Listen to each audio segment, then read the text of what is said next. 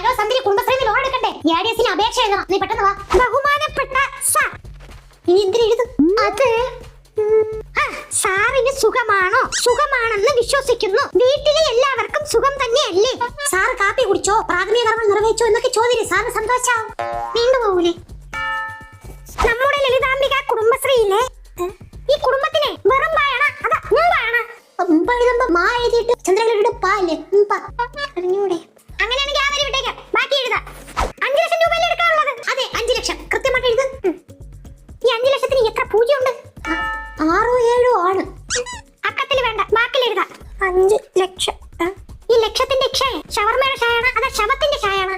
അത് പിന്നെ ഈ ഷോക്കിയുടെ ഷായച്ചി അതിനേത് നമുക്ക് ഇംഗ്ലീഷിൽ എഴുതിയാ പോരെ? പിന്നെ നമുക്ക് കുടുംബശ്രീന്ന് ലോൺ കിട്ടുമെന്ന് തോന്നണില്ല.